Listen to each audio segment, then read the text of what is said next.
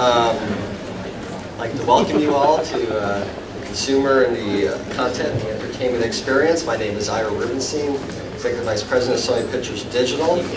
Thank Victor for having me and for arranging this terrific panel that we have today. We have a very, very experienced panel both on the content side and technology side up here today, and I'm looking forward to our discussion. And to set some ground rules, there won't be any PowerPoints or presentations or company pitches. This will be very much a square table discussion, rectangle discussion, and encouraging our panelists to interact and ask questions of each other and challenge each other. And I have some questions, and at some point through our discussion today, we'll open it up to discussions from the floor and keep moving it forward. But I do like to request people in the audience, please make it a question and not a statement about your company. So, things are changing very quickly out there. I think just even the growth of this conference in the last year, we can see the tremendous fast pace where video and broadband have changed the landscape. And what we're going to address today is what is happening out there, what is happening with content, what is happening with services, and how is that changing for the consumer. And we'll try to stay focused on the consumer. So to kind of lead off, it's actually a question that I meant to ask last time.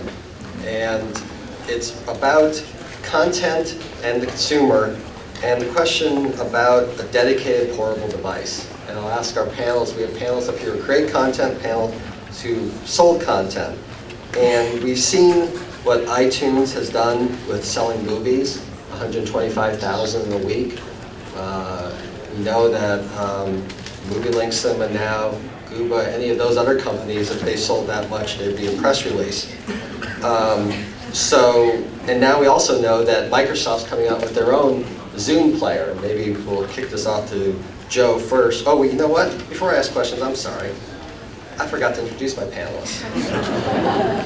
Like, who the hell are these people? So let's start at the end. At my far right is Alan Citron. Alan is the General Manager of TMZ. And prior to that, he was the Senior Vice President of Marketing for MovieLink. And prior to MovieLink, he was the President of MusicNet. And he was also the founder and chairman of Ticketmaster, and started Ticketmaster Online, as well as Ticketmaster City Search. Next to Alan is Joe Michaels, from Director of Business Development, Entertainment Video Services of MSN. He's charged with the ramp-up of strategic growth and entertainment-related partnerships for the MSN network and its customers. MSN.com is a world leader in delivering compelling programming content experiences to consumers. Michaels drives entertainment deals and opportunities covering MSN video, movies, TV, and other areas of entertainment. He's been with Microsoft since 2001. And next to Joe is Albie. Albie Hecht is the founder and CEO of Worldwide Biggies, Inc. Prior, he was president of film and television entertainment for Nickelodeon, where he oversaw the development and production of some of my children's favorite shows, SpongeBob SquarePants, The Fairly Odd Parents, Blue's Clues, and the long-running action hit All That. He also co-created Nickelodeon's Kids' Choice Awards and the founding and principal executive producer for Chauncey Street Productions. During the 14 years he was executive producer of the award show, it became the must-attend event for the Hollywood A-listers. At Nick Movies, he produced some of Paramount's biggest films of the last 5 years. Most recently, Lemony Snicket's series of Unfortunate Events, which had 4 Academy Award nominations, the SpongeBob SquarePants movie. He was also nominated for an Oscar in the Academy's inaugural Best Animated Feature category as producer of Jimmy Neutron Boy Genius, which was a Golden Globe nominee as well. Also worked on the Rugrats movie, as well as other Disney animated feature across, I'm sorry, I lost my thought. Other movies there. Sorry. Long bio, I want to make sure I got all the highlights. He was also creator and president of MTV Network, Spike TV, the first network for men. I think it's safe to say that Albie has launched a lot of content and is very well versed in that space. Next to Albie is John Penny, Senior Vice President of New Media Business Development for HBO. John is Senior Vice for HBO Strategic Planning and Operations of HBO's New Media Programming Group. He joined HBO as the VP of Biz Dev in August of 2003. Before HBO, John worked as Executive Vice President of Licensing and Business Development for ACTV Inc., now a division of OpenTV. Prior to joining ACTV, John worked at Viacom from 1997 to 1999 as the Vice President of Planning and Development. Next to John is Sean Gold. Sean Gold is Senior Vice President, Head of Marketing and Content for MySpace. Obviously, it's the online social network for over 85 million members. He comes to MySpace with a 14-year history in digital marketing and business strategy. Previous to MySpace, Sean was the publisher of Weblogs Inc., a large publisher of professional blogs on the web with over 8 million monthly readers. Among his 85 blogs were category leaders Engadget, Autoblog, and Joystick. Prior to WebLogic, Sean was the President and Chief Strategy Officer of Interrex. Next to John is Jordan Hoffner. Jordan is the Head of News and Premium Content Partnerships for Google Video.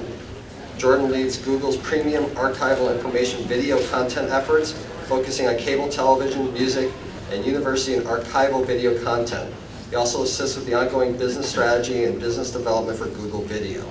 Prior to joining Google, Jordan was VP of NBC Universal Digital Studios and led the Digital Studios team in acquiring general original broadband content.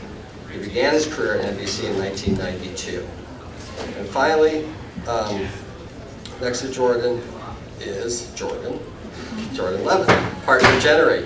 Jordan oversees Generate's broadband and mobile initiatives and is responsible for the company's television development and production along with Pete Aronson. Jordan's the former CEO of the WB television network. Levin was instrumental in developing numerous hit series shows for young adults and family households. TV shows such as Dawson's Creek, Gilmore Girls, Buffy the Vampire Slayer, Charmed, Sabrina, a whole bunch of shows. But again, here's someone that's very familiar and very experienced in creating content for the youth. So there we go, there's our panel. As you can see, we have a tremendous balance of people, both from the digital side on delivery and services, and people who have created content. And that will again go back to my first question, which is about delivering the content to the consumer. And what we've seen with what iPod, iTunes, having a dedicated device seems to have generated sales. We know the Zune player is coming. I guess the question I have for people who offer content and people who are delivering content, and we'll start with Joe, since you're with Microsoft, do you need a dedicated player today to sell content successfully? Well, from the perspective of a company that makes hardware and that offers a system for selling content, it is very handy to have a closed system because you can control each piece of it and you can make it that much more exciting for the consumer in a very controlled way. But let me say that if you're a company that has content and you're trying to sell it, you want to be everywhere. You want to be on all systems that you can possibly be on, and you want your content to be available on all devices, I imagine. So I think if I'm a company that's trying to sell and distribute content, I would be rooting for a variety of systems to be successful. Anyone else want to jump in on this? Got a quiet panel. Well, I'm more interested in the whole system than just the hardware part of it that you're talking about, because I think the beauty of iTunes is really about the software in the store as much as it is the player. So as long as people are making navigation software that I can really use, those are the places where I want my content, because those are the ones where more people are going to use them. And I think, as people make open or closed systems, they've got to make things that you can really use. You can really use iTunes. That's why people use it. More than that elegant player, it's the whole system and how it works. Okay, well then maybe I'll throw this right to Sean. Sean, MySpace obviously is a service, a social networking site that works. Lots of traffic because it works and it's easy to use. Does that mean that you'll be able to sell content easily without a device?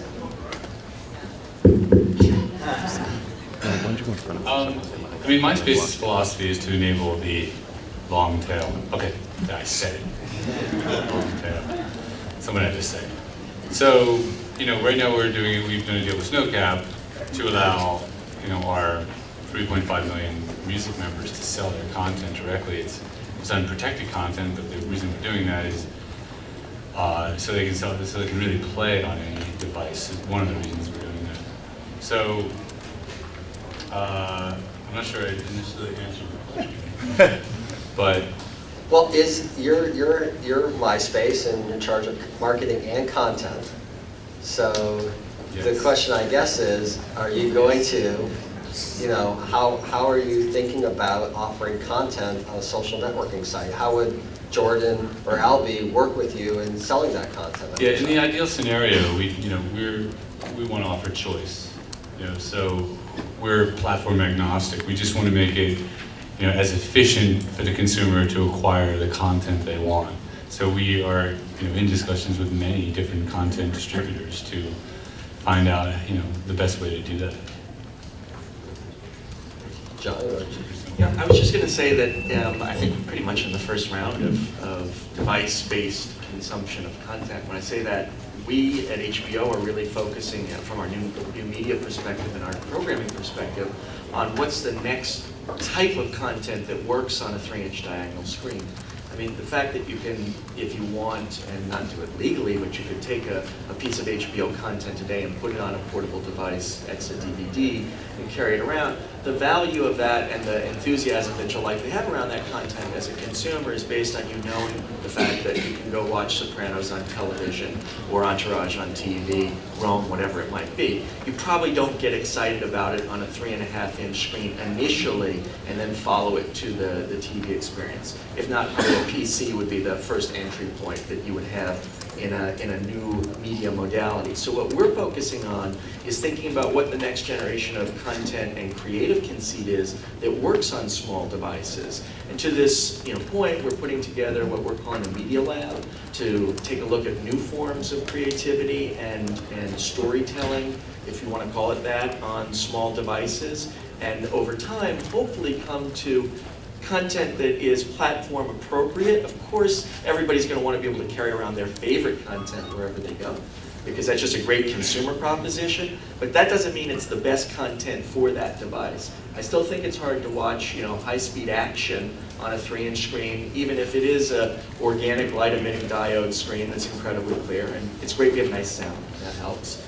But we really are looking for what is the next thing that's going to get people excited, whether it's short-form animation, whether it's just short-form video, and the like. So I think that we're really in the first steps of or first stages of this, and we'll see where things end up going, but they'll probably be very different from where we are today.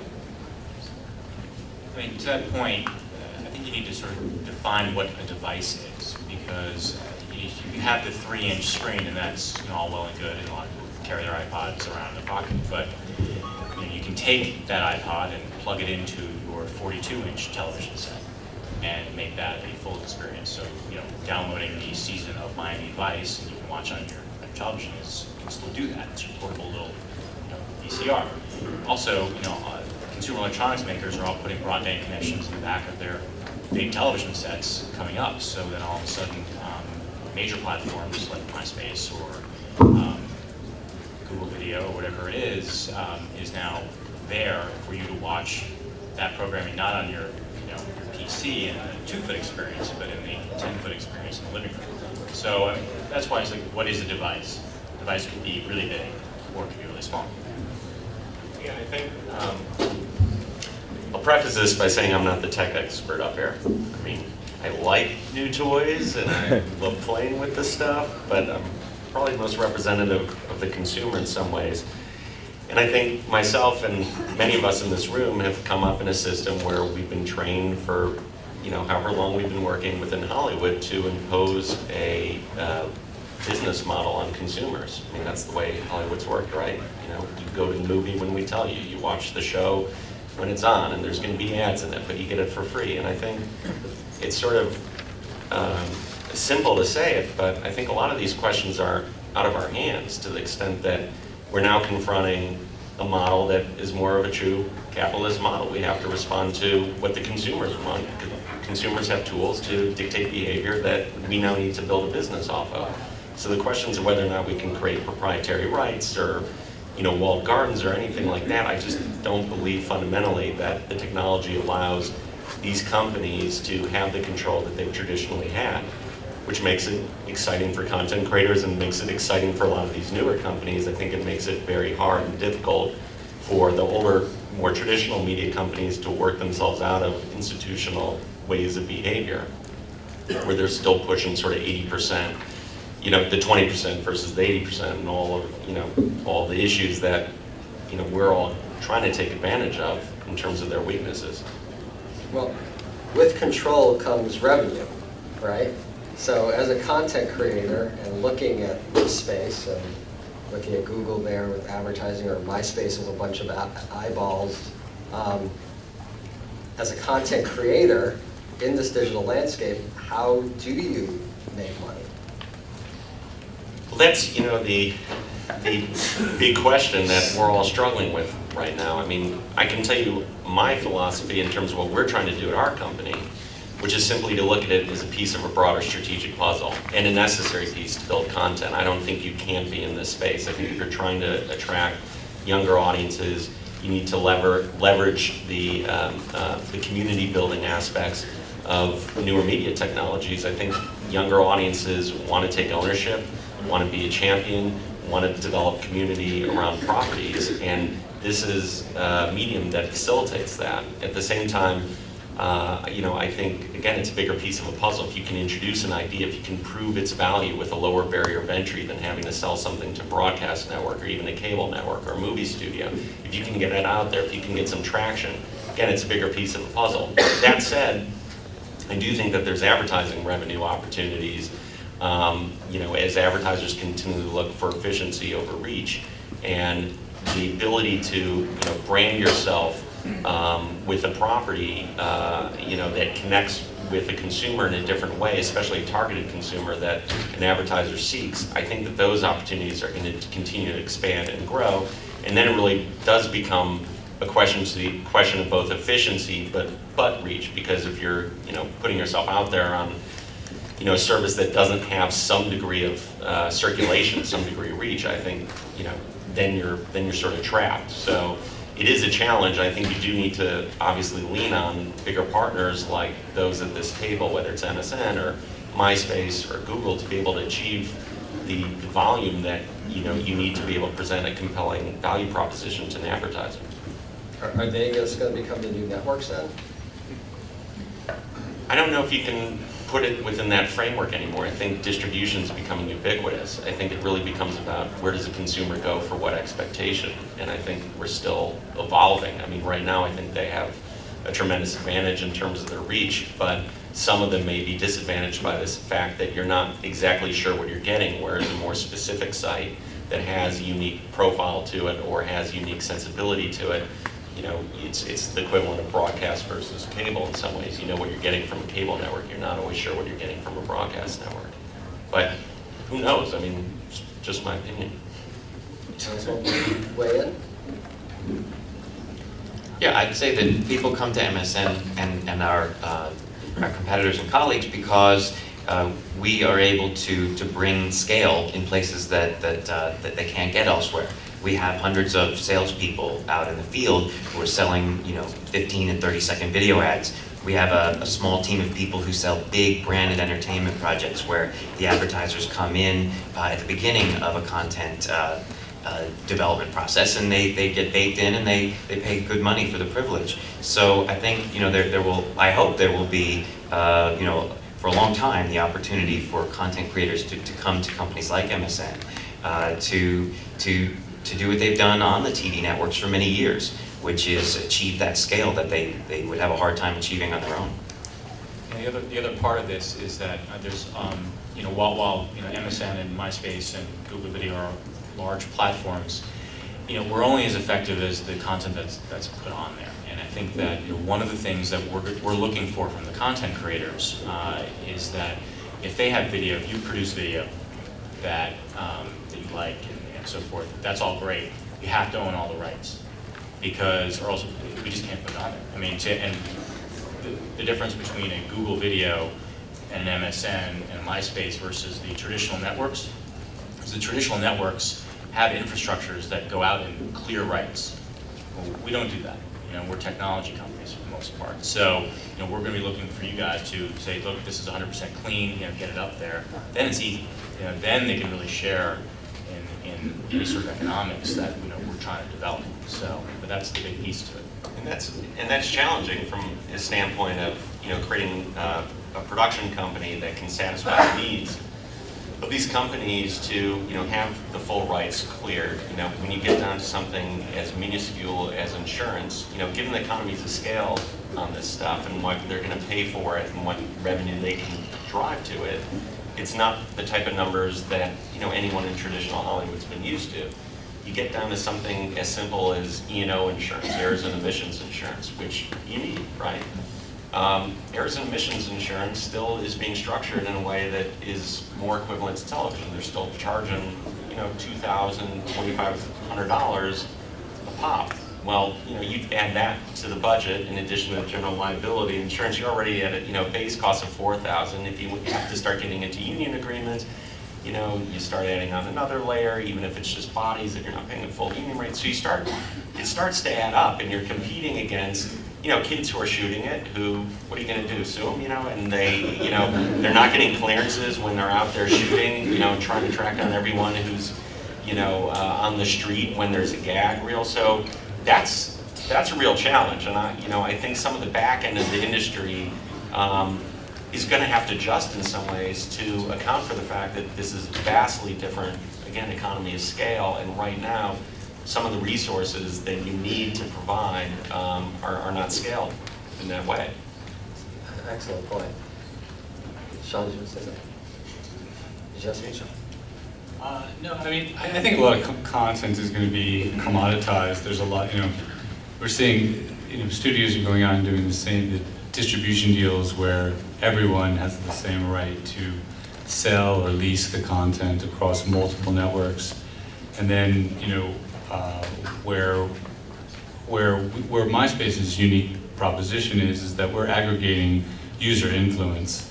We're not really saying what's popular or not, but the users are taking the content and really selling it to each other on the MySpace platform, and even taking content from Google and deep linking it into their MySpace page and promoting it, potentially selling it that way. Okay. I guess kind of leads to the next question. Jordan was talking about content. Has the definition of video content changed? Has the definition of entertainment content changed? Whether it's user-generated, news-generated, as TMZ, and where you've seen the latest clip of Paris Hilton backing into someone else's car. There's another one? Or professionally generated, what you and Albie do. In the consumer's mind, is there a difference? Is there not a difference? Is this platform making it so there isn't a difference? Alan? I start with that one. I spent 2.5 years at MovieLink, where I was dealing with incredibly valuable, incredibly encumbered content. Practically anything you might want to do with that content was difficult because a lot of the rights had already been sold, and there were legitimate concerns about security. It's a really refreshing change to be at a place like TMZ because our content essentially has no value. We have guys who are out at the clubs and on the streets shooting video of celebrities behaving badly, oftentimes. And what we've learned, and this is brand new, we've only been around for about 10 months, but what we've learned is that there's a huge appetite for this stuff. I think partly because it's something new, it's not the typical red carpet stuff or sitting on a couch promoting a movie. This is people as they actually are in public, often having traffic accidents or choking us or saying anti-Semitic things. And this stuff bounces around the internet like a boomerang. It just doesn't stop, and the circle of people who access it just grows larger and larger.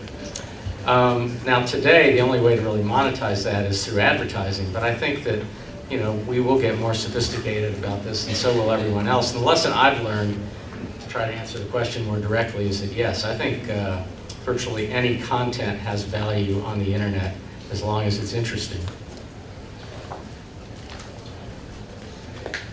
I'd like to say that I'm hopeful that content will change in a big way with the internet. I think it needs to. I think that one of the challenges for our industry is to ensure that entertainment content online is not just TV on a smaller screen with inferior audio. I mean that doesn't really help anyone. It's bringing all the interactivity of the web to it that makes it great. And so we really need to I think one of MSN's areas of excitement is to figure out how we bring some of the tools that are part of our toolbox, if you will, to online entertainment. How do we get buddies who are on Instant Messenger to enjoy this together? How do you use voting? How do you use anything? We had an interesting show this past summer where our audience managed a real professional baseball team, and they would watch a reality show and then they would decide which players they liked and didn't like, then they would go into the interface and they would actually manage the team, choose the pitchers and batters. And that was a great example of how you can use interactivity to make it more than just a TV show. And so I'm hopeful we'll get way more interactive in the next few years. How'd the team do? The Tigers.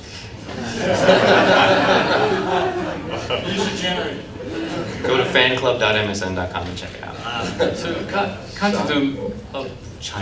content on the web is definitely changing. User-generated content is obviously a big part of it, but how people use content on the web is a big part of how it's changing. They're using it, especially on sites like MySpace and other social networks, they're using it for self-expression.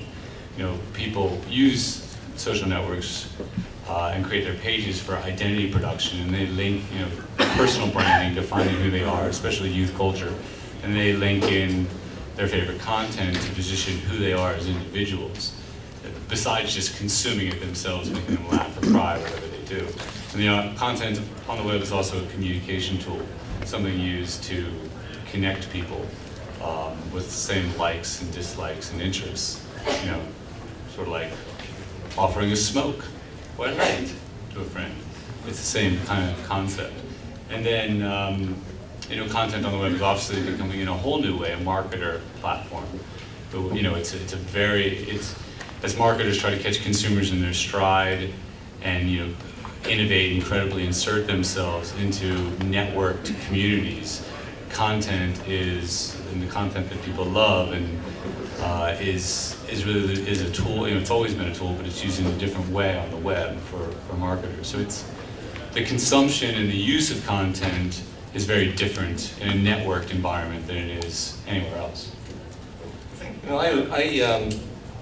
It's got to be changing. I mean, we've gotten fascinated by this space because looking at the really behaviors of the audience and seeing what they were doing and having sat through 500 focus groups of kids and watched them pick their nose and talk, but quite learning a lot. I mean, we saw this multitasking behavior, 6.5 hours of media use spread over 8.5 hours of consumption, so 25% to 30% of their time of that behavior was in multitasking. And so watching kids on the phone, IMing, listening to music, and consuming all these media at the same time, thought, well, this is, for me, incredibly exciting opportunity to create a new entertainment experience that really captures that.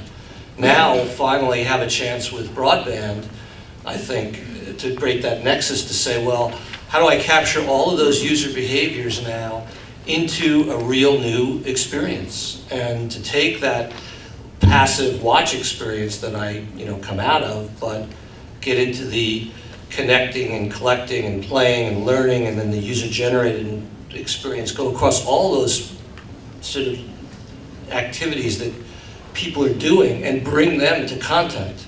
And I think if we can capture them, that's what we're trying to do, we'll create very successful new experiences for the consumer. But we have to really look at what they're doing and now have the technology and the collaborations that are going on between broadband video, animation, storytelling, and interactivity and technology, and create those new experiences. And that's what we're trying to do, and I think we have to do that in order to satisfy the needs that are out there. You know, one quick interesting follow-up. I'm glad you said that you've got multitasking users. That's one of the realities of, I think, creating entertainment for online is that people are multitasking when they watch, which is, I mean, you've got an infinite number of things you could be doing behind that screen when you're watching. And so we have the show Arrested Development, which we licensed from Fox. All 53 episodes of it, we're going to be releasing it within a few weeks on MSN, and we built a player that is made to watch long-form content, and we purposely did not make it something that takes over the whole screen in recognition of the fact that people are going to want to interact with other things while they watch it. Yeah, it's interesting because hearing what folks are saying, I was thinking that maybe in the last couple thousand years, human emotions haven't changed that much. We haven't become that much more evolved emotionally.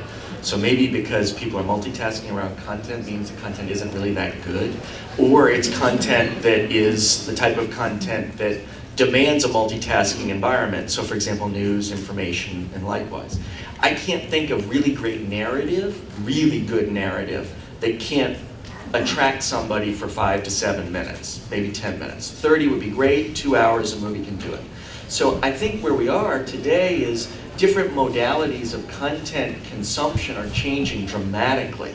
So great narrative that you become familiar with all of a sudden becomes a little pearl in the oyster to do other things with and around, like share your viewpoints on, maybe even mark up in a modern day version of, if you're familiar with the movie What's Up Tiger Lily, where Woody Allen took a kung fu film and did a voiceover that was unrelated to the film. And so that really great content can become something else for the community.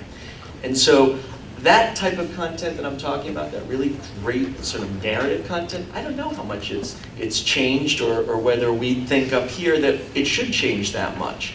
What needs to change is other types of content that are story-based but haven't evolved that much. So it's more the homogeneity of, for example, the sitcom. A good sitcom can be great, but there aren't that many of them. So that's the type of content that I think is going to evolve, and how we explore it is obviously going to evolve. And just to think in 1 second about eBay, they created a world where I won means you bought something. I mean, that's really unbelievable, that the whole process of exploring and buying something was, damn, I won! You know, and that's what we need to think about for this type of entertainment that isn't in that first bucket, I think, that I was mentioning, that can just grab you and reduce multitasking to monotasking. But really is the type of content that is much more towards where I think Sean was going. And even some of Alan's content, where you can do multiple things as you take it all in, and that should be. There's been a lot of discussion about the length of content, which seems like a lot of wasted time, in my opinion, because it's always shifted. I mean, sitcoms used to be 28 minutes, and then slowly they became 24 minutes, and now you deliver them and they're basically 20 minutes. So it's always spread.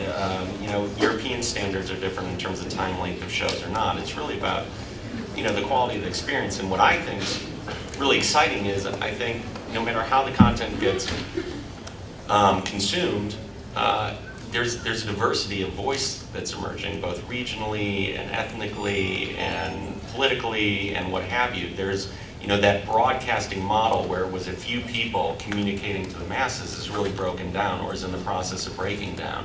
And the ability for people to communicate directly with one another and be empowered to share an experience and take risk in putting something out there, which is something that bigger companies weren't always as comfortable doing. Taking creative risks, taking risks in terms of what they say and how they say it.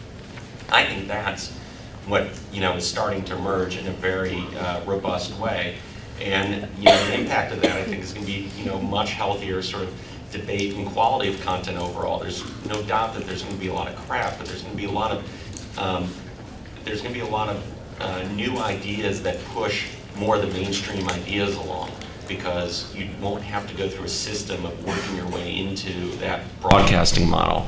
And the other thing that I think is really interesting, and John sort of touched on it a little bit, is if you go to sort of broad communication theory, and I put everyone to sleep for a second, the idea that the way that we used to get feedback was pretty simplified has really changed too. You put a show out there and you got ratings, and that was, you tried to read the tea leaves of a ratings to figure out what an audience liked and didn't like. Or you looked at movie grosses and you try to figure out, okay, what does that mean?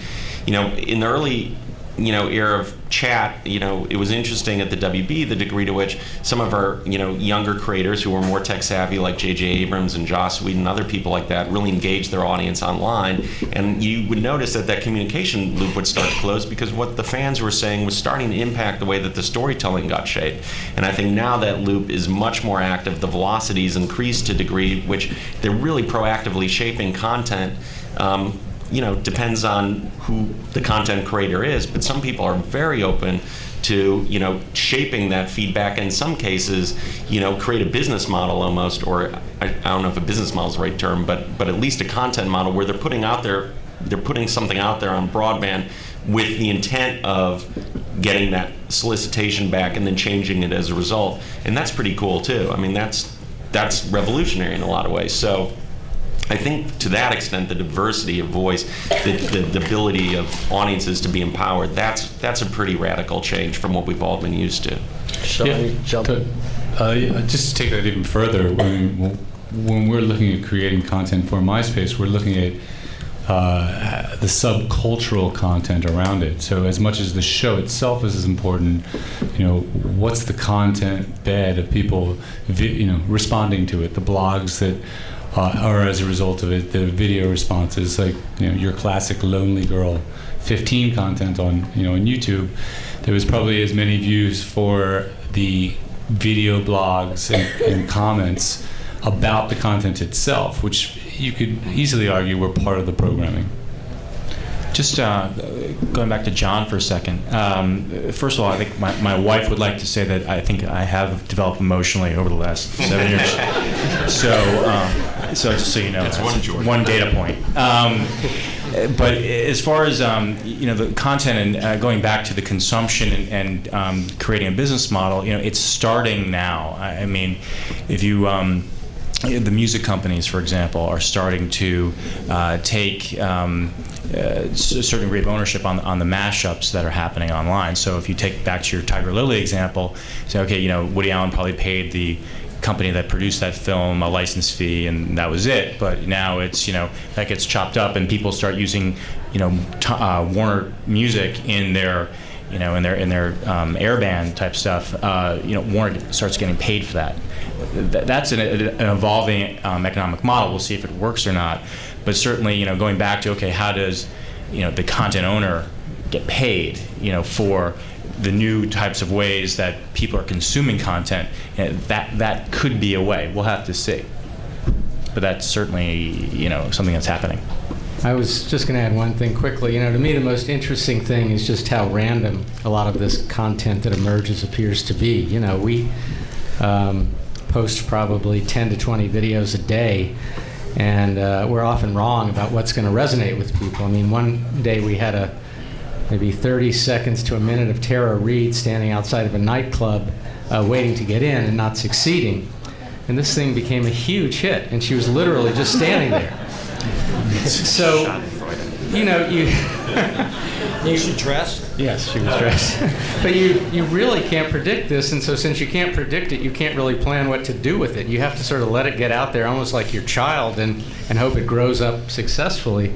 Another quick example, yesterday there was a Drudge Report headline about Michael J. Fox doing a political endorsement. And YouTube actually had the video, which was interesting because it showed how advanced his Parkinson's had become, and actually pretty disturbing to watch. That was apparently a huge success. In less than 24 hours, the network news was talking about this video, not about the fact that he had done it or the fact that his Parkinson's is so bad, but the fact that so many people had watched it on YouTube. So the cycle is really fast and furious, and you just never know where it's going to come from, but it's fascinating. Let's talk about that cycle a little bit. Albie, Jordan, the cycle for network TV is much longer than that. You can't, I think the fastest is South Park, where I've seen them in a week get something up on air that's a topic. For traditional, are you going to have to change how you create content for networks? Or are you looking at just creating things in a quicker cycle and putting it out on broadband and then eventually getting it back to the traditional networks, or is just the network stuff just done? Well, I don't think it's done at all. I mean, I think there's sort of two tracks running. I think there's, still, that sort of shared cumulative experience track, broad reach track, the sort of swing for the fences, the big tent shows. But, then there's going to be much more focused, specific, targeted content that a lot of these newer platforms are going to facilitate. But I'm not sure you can separate content out anymore by, simply saying it's a network show and it doesn't exist in other ways. I mean, it does exist in other ways. The audience is taking ownership of it in different ways, at least discuss it, if not sort of take clips and do things, to them or with them or what have you. So I think it's incumbent upon, the content creators and production companies and distributors to figure out ways to, touch that audience in, the avenues, the platforms that they want to experience that entertainment in. It doesn't mean that you try and push every idea into every platform, but I think there's going to be organic extensions of content into platforms. I think that, especially if you look at younger consumers, the point about multitasking, they want to experience it in an immersive way because they were raised in a very different environment, in large part because of the work that, Albie did and his peer group. My kids love SpongeBob. Does it stop at them wanting to watch SpongeBob? No, they want to watch on the DVD. Then they want to play on the video. Then they want to go interact on video games. Then they want to interact with the broadband player. And they want to eat the macaroni and cheese. And they want to sleep in the pajamas, and so on and so forth. And when you think about entertainment and the way that younger people consume entertainment, it's like it's an God all or bless nothing. your kids. It's an all or nothing proposition.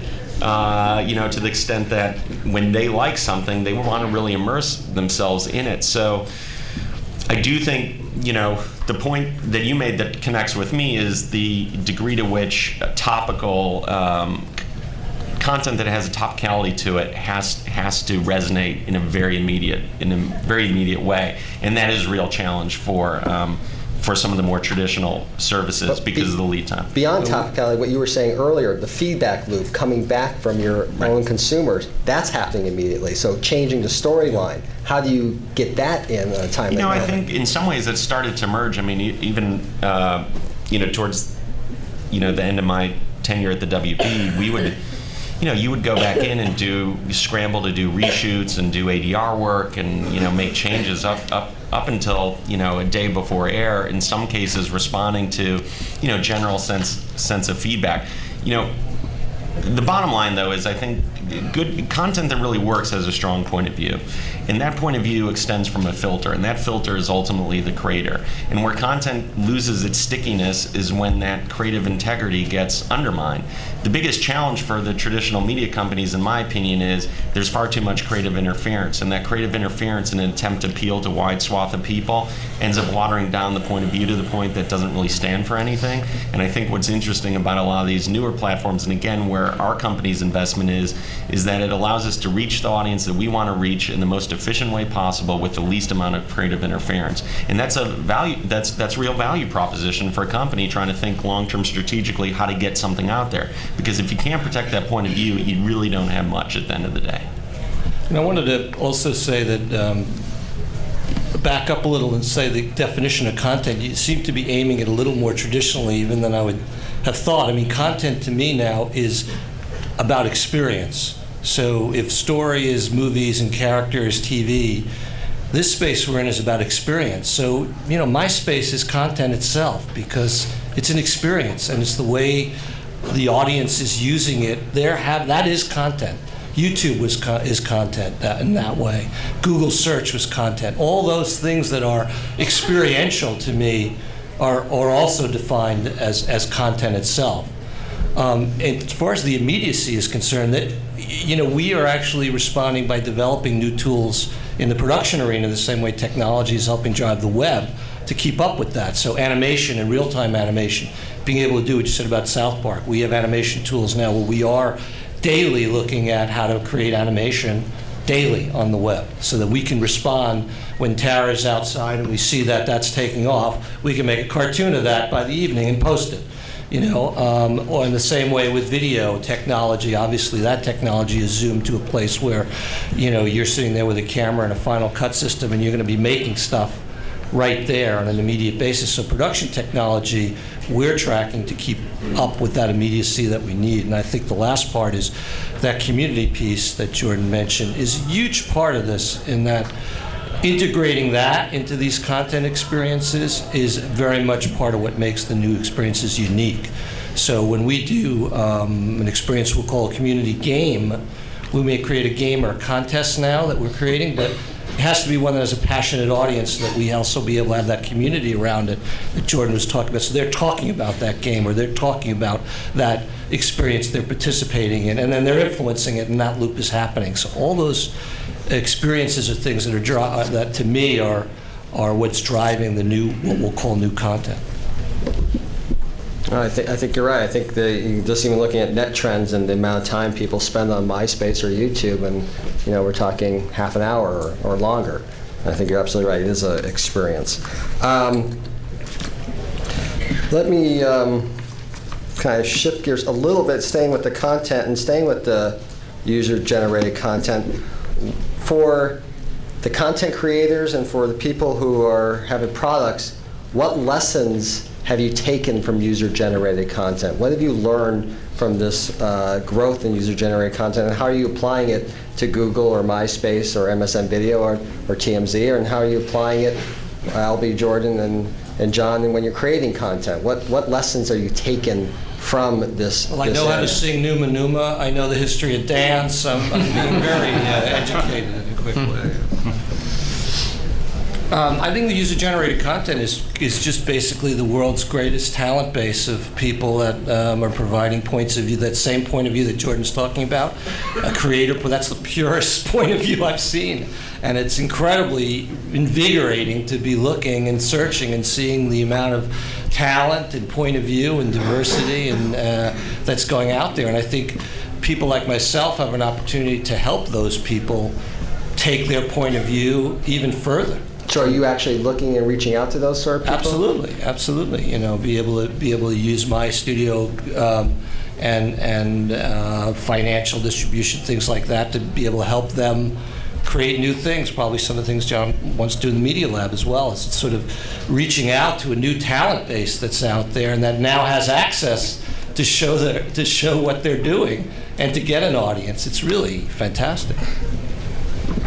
I think that you just have to be very careful to stay true to who you are. Using TMZ as an example, we're not MySpace, we're not YouTube.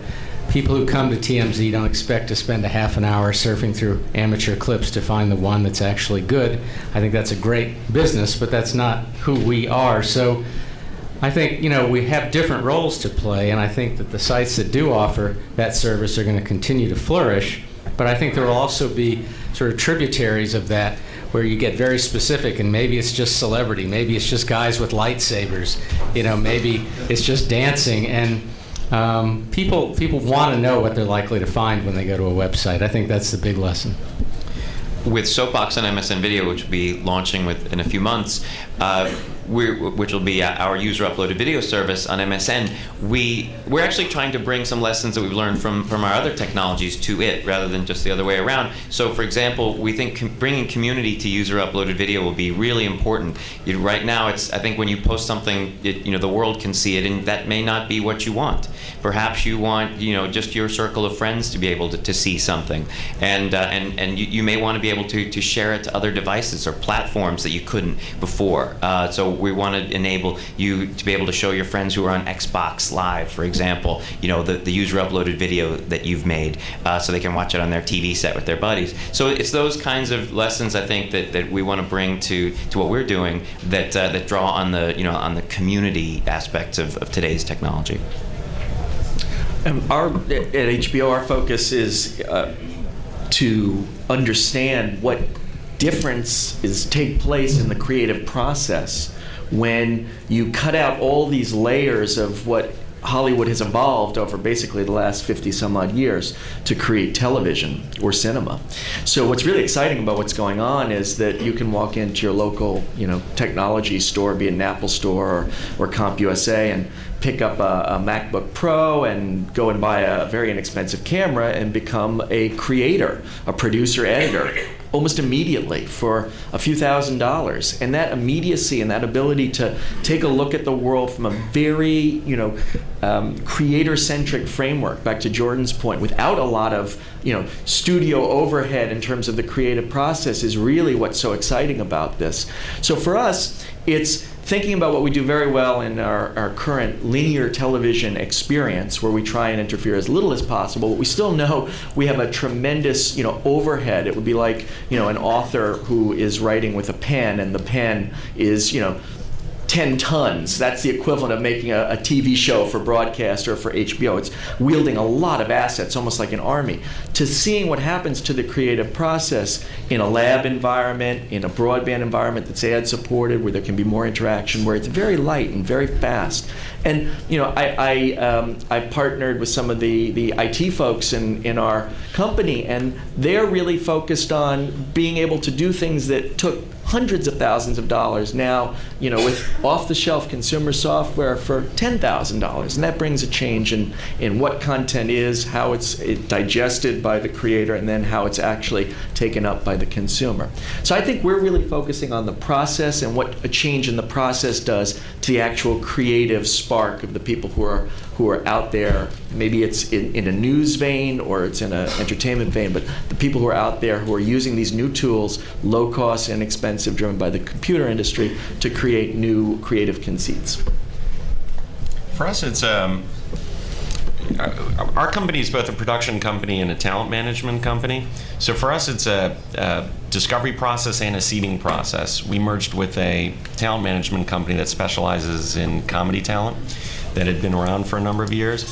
And they had success before we merged with a guy named Andy Milonakis, who was, putting out videos that were user-generated, and they were working on Jimmy Kimmel's show at the time, and they discovered it collectively, put him on Jimmy Kimmel. He got a show on MTV, and now it's going into its third season on MTV. And the show is really a reflection of what he was doing in user-generated content. I think the big call that they made that was the right call was, let's not really change it, let's sort of do what he was doing.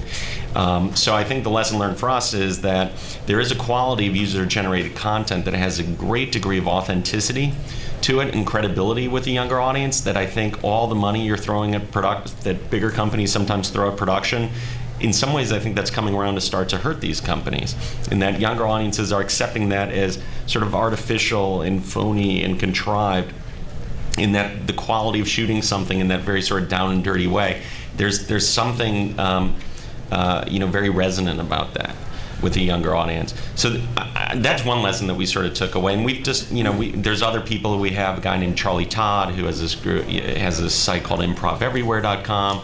He's now being approached by a lot of different sponsors to try and engage himself in a more marketing way. So again, finding talent that you can then grow to a different level. That's been interesting. And then for us, it's been a seeding process where a lot of our talent has the opportunity through user-generated content to communicate directly with their audience, again, in a completely unfiltered way, and then use more mainstream media to try and broaden out their audience base. So they can communicate on two levels. They can be true to their core audience and fan base, but then they can try and pull in a broader and additional audience using the reach of traditional media. Interesting. Okay.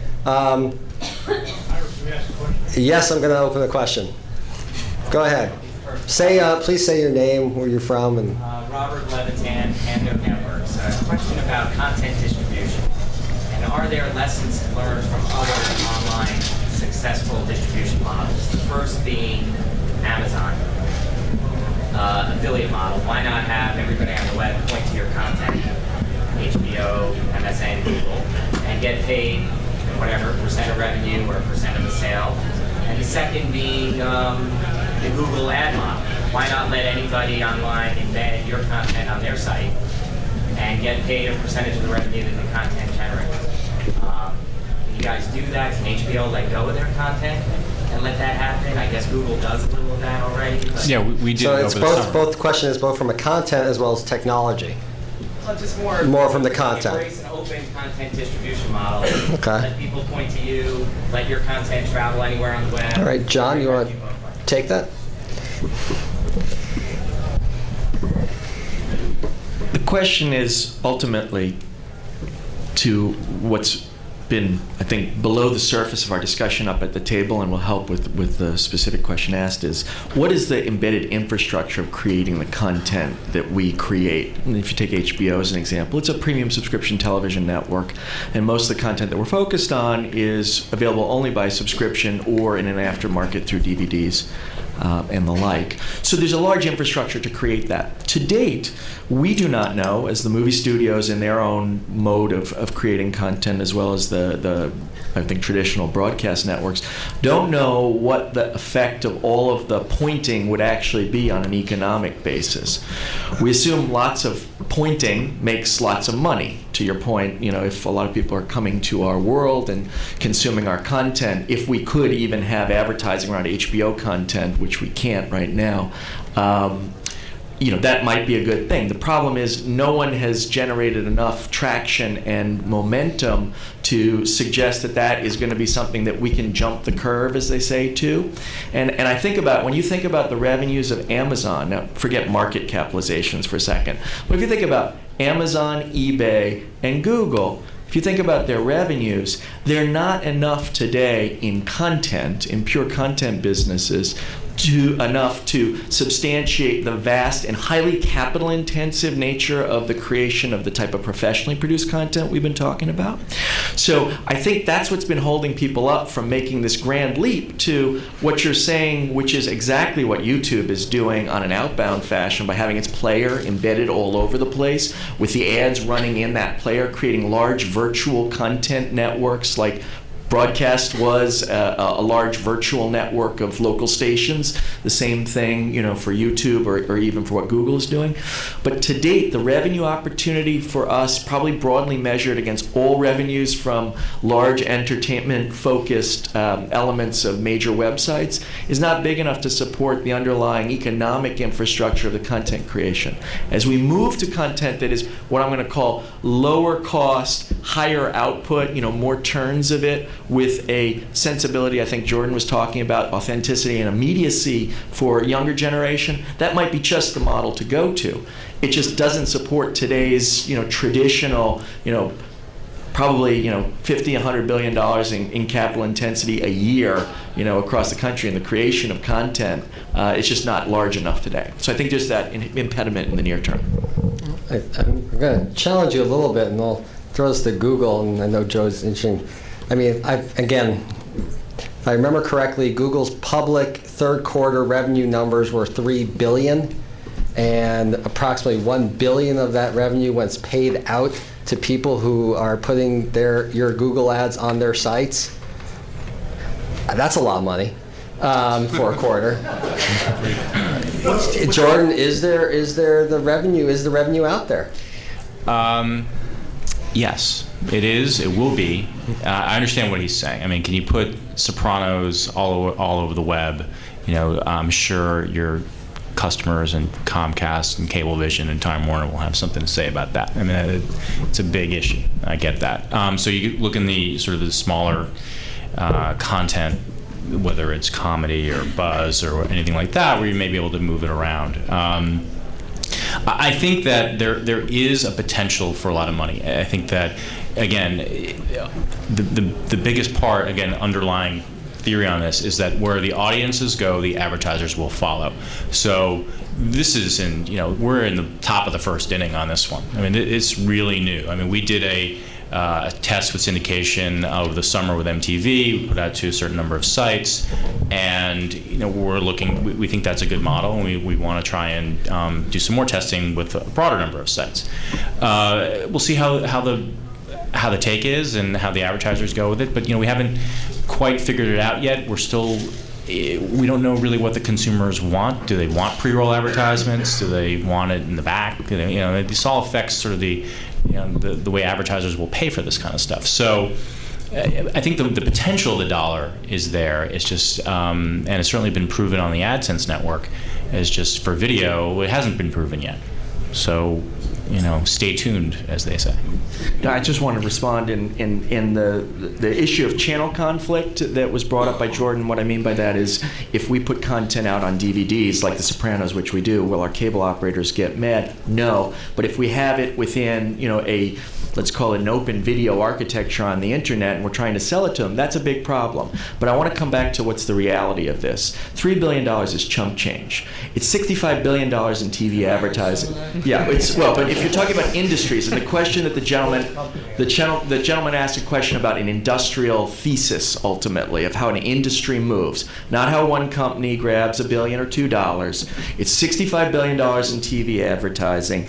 The music industry is $12 billion in retail sales and is in the tank. So when does that volume of business around just what Jordan was saying is not there yet, video on Google, when does that actually take to a ramp that people can confidently say it's about an incremental opportunity, or, this is the critical element, if it's non-incremental, it's going to grow faster than the traditional business? Because no one's willing to, cannibalize themselves into a lower position that means their company will be destroyed in the long run. That just doesn't happen.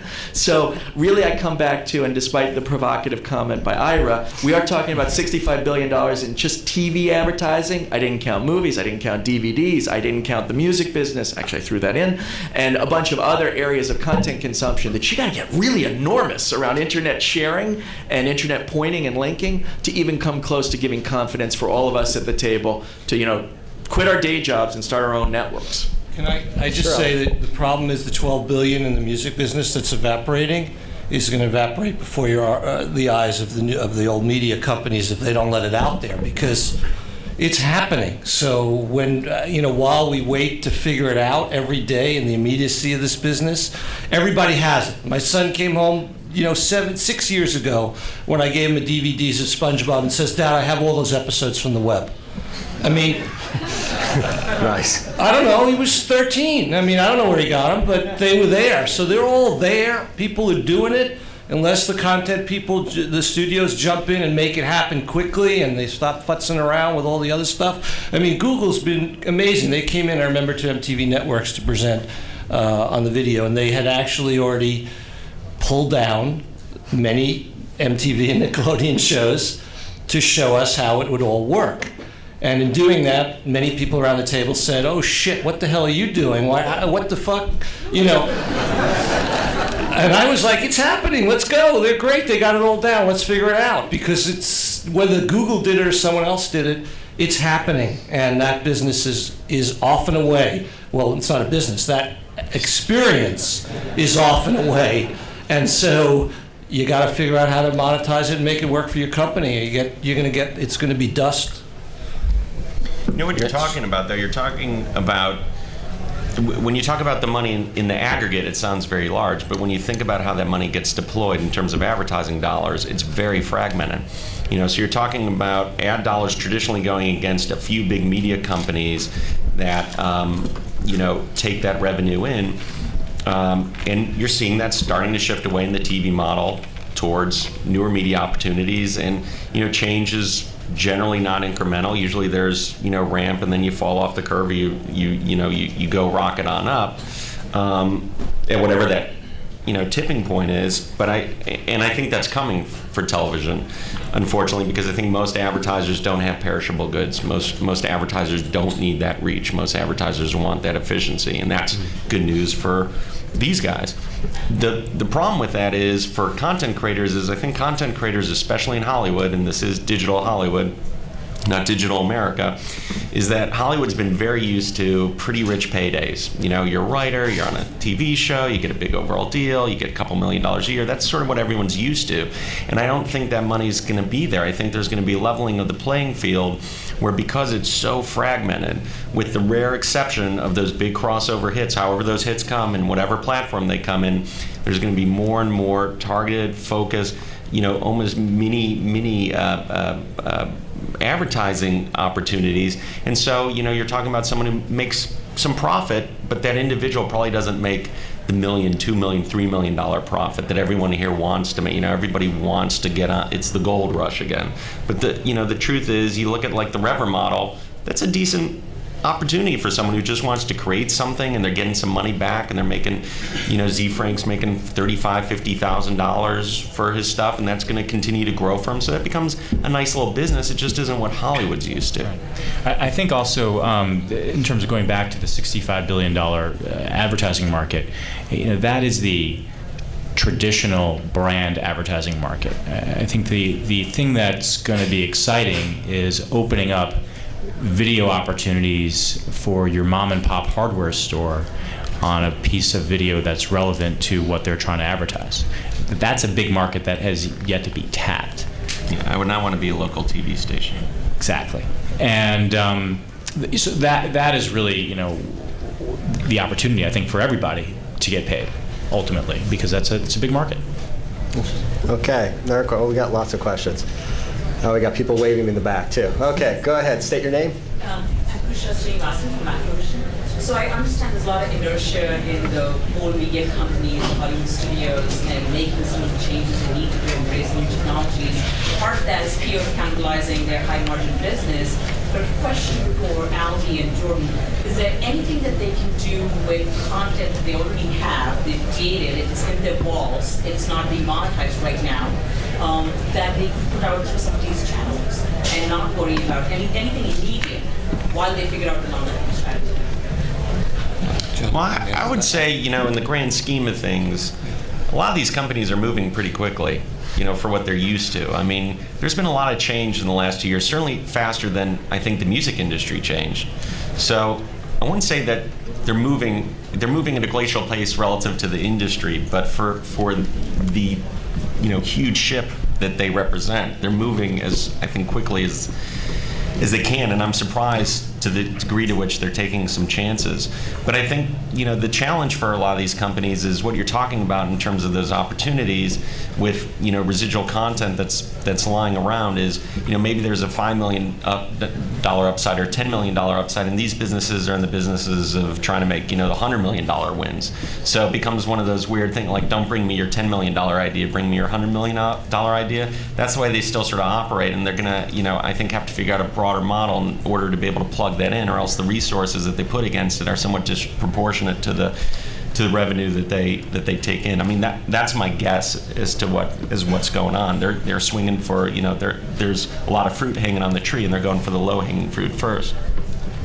We want the content operators, the content owners to take their archives and put it up online. I mean, we think there is a great opportunity for that. The questions are, digitization and things like that. But if you can show a long-term economic model for it, I think it's great. Hopefully, they own all the rights. Don't forget how much fear grips, a lot of people within bigger companies. You're talking about, generally an older workforce that doesn't sort of embrace change, doesn't embrace technology to the degree to which, people today, here are younger people are. So there's a generational shift that's occurring, and I think, you're seeing some real leadership in some of these companies, especially a Viacom or Fox or an HBO. In terms of really trying new things before there's even a proven model yet, and trying to work with some of these companies that could be very adversarial. I'm not working with Google, I'm not working with YouTube. There's this weird dance that's sort of going on right now, but there's certainly recognition that we have to do something, we have to change, but when the leader of that company says that is a lot harder to get the VP or director level person who is so afraid that they make that mistake they're going to get fired in this environment. There's still a lot of fear that grips those people, and a really lack of understanding and a lack of sort of visionary leadership at the mid level where it's really got to happen. Okay, right, you worked in that. Question. And you left. Go ahead. Hi, Jimmy Hutchinson. I work for an advertising agency here in Santa Monica. My question is, where do you guys see people getting localized news, video news in 10 years? One of you said that we want to be a local TV station. Was 10 years the time frame? 10 years. 10 years? Wow. Can you make it like 3? I think there's still going to be localized media opportunities. Don't get me wrong. I think that but the individual business units, a pure newspaper, a pure television station, is going to struggle because they're going to be competing for advertising opportunities that they never had to compete for before. I mean, national advertisers have had some choices in the past. To Jordan's point, local advertisers really haven't had that. So they need to accelerate the change to much greater degree. And you see some stations being very proactive about it. You see some radio stations being very proactive about it. But you look at some of these models, like I think the NPR model is pretty interesting. There's a lot of these public radio stations that are going to probably end up taking in more money than local radio stations because they put their stuff out on the net. They don't operate from an advertising basis. They operate basically from a direct consumer spend model. They're out there in a way that a lot the pure advertising model has limitations for those sort of people. So I don't know. They have to get pretty aggressive. They have to take care of their digital, broad, platforms in terms of digital broadcast rights and use that real estate aggressively. But it's a totally new model. Well, the NBC Universal, my alma mater, they announced about changing their news gathering. I think that's obviously something that is going to have to happen and trickle all the way down to the local level. Whereas you've got entities like News Channel, which is a cooperative sharing program that all affiliates they contribute all their video and then they get it back out in terms of any of that kind of stuff. And then I think that local stations it's a weird line because you want to be able to almost tap into that user-generated type of thing for local events. However, there's all that liability that if you report it as news and it's not accurate, that a local station can be out of business really quick. So these are the things that local stations and general managers and news directors are going to really struggle with. And then as far as putting it on air, it still is, and it will continue to be the way they when they negotiate with unions and so forth, pretty cheap to produce. So I don't think it's going to be going away, but I think that the news gathering is really going to change over the next 10 years. It's interesting you bring up NBC. NBC, of course, just announced a massive restructuring, abandoning the 8 o'clock hour. I don't know, Albie, Jordan, if you want, is this a trend of things to come, you think, for the networks, or do you think that's just one network, gut reaction? Well, I don't know if NBC's here, but it's the same network that pulled off the SNL clip off YouTube, the one clip that was saving the show and making it popular again and regenerating an entire cast and generation. And I don't know if I'd be looking to them for the right digital strategy right now. I'm sorry. Okay.